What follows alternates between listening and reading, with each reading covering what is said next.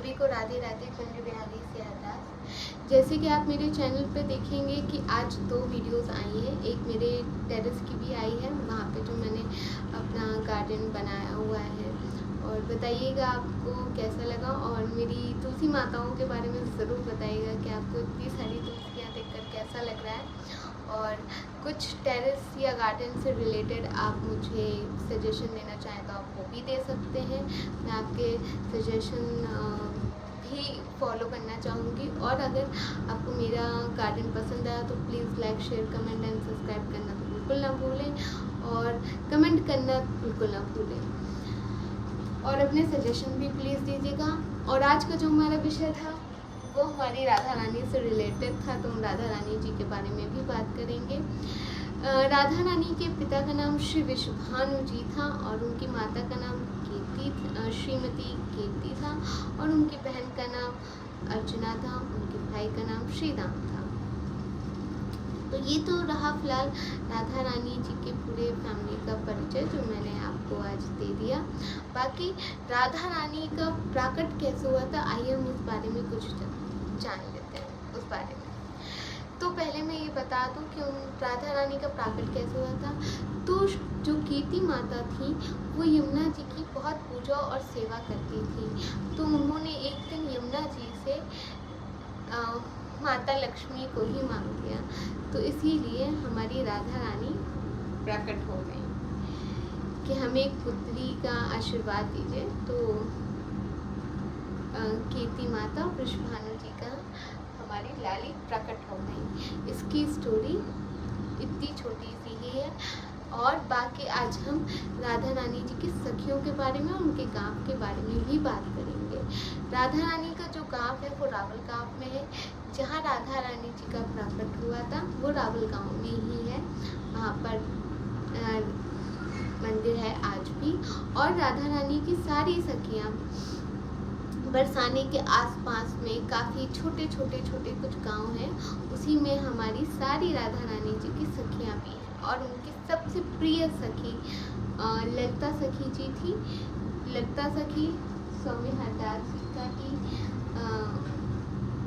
अवतार था। ललिता सखी राधा रानी के साथ सेवा करती थी। बाद में जब अवतरण हुआ तो स्वामी हरदास जी आए। ललिता सखी उन्हीं का अवतार मानी जाती है, स्वामी हरदास जी महाराज का। तो जैसे कि मैंने आपको कहा कि बिहारी जी और हमारे टटिया स्थान या स्वामी जी को अलग बिल्कुल ना समझे, वो सब एक ही है। इसीलिए मैंने कहा मैं हमेशा आपसे कहती हूँ कि टटिया स्थान बहुत बड़ा स्थान है। अगर आपको आज कहीं पे भी स्वर्ग देखना हो तो आप टटिया स्थान चले जाओ, आपको लगेगा कि आप स्वर्ग में आ गए। जैसे कि मैं नहीं, प्रेमानंद जी महाराज भी हैं, उन्होंने भी कहा है, और भी अन्य लोग बोलते हैं। तो आपको आज भी स्वर्ग दिखेगा, आपको लता पता दिखेंगी जो आज भी स्वयं अपने राधे राधे, पेड़ अपने आप स्वयं राधे राधे दिखता है। और बता दूं कि जो कदम का पेड़ होता है उसी में दुन्ना एक बनता है। जो पेड़ स्वयं अपने आप बनाता है वो दुन्ना अपने आप ही बनकर नीचे आ जाता है। और वही दुन्ना जाता है रंगजी मंदिर, उसी में खिचड़ी का भोग लगता है। उसी दुन्ने में खिचड़ी का भोग लगता है, और एकादशी को ही चावल का भोग लगाया जाता है। ये इनको कहा जाता है समय के चावल। वैसे वहाँ पे मुझे भी नहीं पता था, जब मैं वृंदावन रही हूँ तो मुझे पता चला कि समा के चावल भी होते हैं। तो समा के चावल वहाँ पे खाए जाते हैं व्रत में, एकादशी में भी, पर वो बोले समा के चावल ही जाते हैं, वो फास्टिंग में ही यूज़ किए जाते हैं। और जैसे मैंने आपको बताया कि दुन्ने में जाता है एकादशी के दिन, और रंग जी को एकादशी में खिचड़ी का ही भोग लगता है, और वो प्रसादी पाने के लिए हर कोई खड़ा रहता है। इतने मतलब आप समझिए, अगर आपको इतना दाना भी मिल जाए ना तो आपके भाग्य उजागर हो जाए। क्योंकि वो प्रसादी के लिए, आई थिंक मैंने एक बार पढ़ते हुए देखी थी, बहुत लाखों की भीड़ एकदम अचानक से हो जाती है। क्योंकि वो बहुत महत्वपूर्ण समय भी होता है कि एकादशी में ठाकुर जी का भोग लगा और वो सबको बट रहा हो। तो ये बहुत इम्पॉर्टेंट चीज़ है, अगर लोगों को नहीं पता तो इसलिए मैं ये इन्फॉर्मेशन देना चाहूँगी। बाकी टटिया स्थान ज़रूर जाएँ। और मैं कोशिश करती हूँ कि मैं तटीय स्थान के बारे में और अच्छी चीज़ें बता पाऊँ और ग्रंथ बता पाऊँ। तो अगर आपको ग्रंथ पढ़ने हैं तो मैं आपसे आज भी कहती हूँ भागवत रामायण सबसे अच्छा है। और अगर आपको तटीय स्थान से कोई वहाँ से रिलेटेड पद पढ़नी है तो आप समाज श्रृंखला भी ले सकते हैं। पर समाज श्रृंखला आपको बाहर मिलेगी कि नहीं, मैं ये अभी नहीं स्पष्ट कर सकती हूँ क्योंकि मुझे भी पता करना पड़ेगा। मेरे पास है, मैंने आपको पहले भी दिखाया है, जो हमें गुरुजी के द्वारा ही दी गई थी। तो हाँ, वो हम लोग पढ़ते हैं। बाकी अन्यथा मैंने आपको कई किताबों का सजेशन दिया है, आप तटीय स्थान से रिलेटेड कई है। स्वामी जी के बारे में पढ़े, प्रेम आनंद के बारे में, ठाकुर जी की प्राप्ति के बारे में। सबसे बड़ा भाग एक ही भाग होता है, प्रेम वाला भाग। हम भगवान को क्या चढ़ाएंगे और क्या चढ़ा सकते हैं, क्योंकि सब कुछ बनाया हुआ उनका। हम फूल भी चढ़ा रहे हैं तो भी ठाकुर जी का बनाया हुआ, भोग बना रहे हैं तो भी ठाकुर जी का बनाया हुआ है। तो हम उनको कुछ नहीं दे सकते, पर हम उनको दिल अपना दे सकते हैं। तो आप ठाकुर जी को अपना दिल निकाल कर दे दीजिए बस।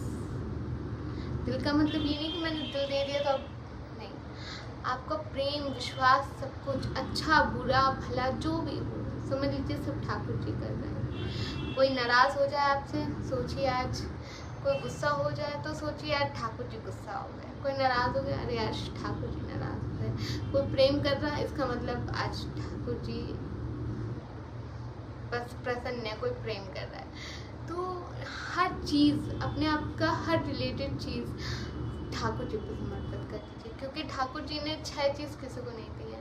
ये जीवन मरण, ये सत्य विधात, मतलब उन्होंने जीवन मरण, खुशी, अपयश, यश, सब ये 6 चीज़ें ठाकुर जी ने सब अपने पास रख ली हैं। वो आपको नहीं दी हैं। जीवन मरण, यश, अपयश, विधि हाथ, सब कुछ अपने पास ही रख लिए। ये 6 चीज़ें उन्होंने किसी को नहीं दी हैं। तो आपका जो काम है वो प्रेजेंट में है। जो बीत गया उसका सोचिए मत। आगे आपका प्रेजेंट कैसा होना चाहिए वो आप बनाइए। भविष्य क्या होगा वो ठाकुर जी जाने। इसीलिए आनंद से रहिए, प्रेम से रहिए, ठाकुर जी की सेवा करते रहिए और उनके साथ माता पिता की भी सेवा करते रहिए। और बच्चों को संस्कार ज़रूर दीजिए, क्योंकि उन्हें संस्कार अपने घर से आते हैं। अगर आप किसी के साथ अच्छा व्यवहार कर रहे हो तो बच्चे भी वही सीखते हैं, क्योंकि वो अपने माता पिता को भी देख रहे होते हैं। तो ये तो मेरा अपना सजेशन था।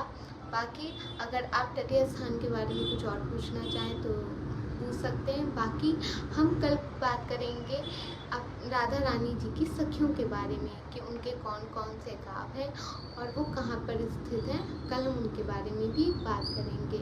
और स्वामी जी के बारे में तो मैं आपको पहले भी बता चुकी हूँ, तो आप पुरानी वीडियोस भी देखना बिल्कुल मत भूलें। नीचे चले जाएं, आपको वीडियोस में स्वामी जी के बारे में डिटेल वीडियोस मिल जाएंगी। बाकी अगर मेरा चैनल आपको पसंद आए तो like, share, comment and subscribe करना बिल्कुल ना भूलें।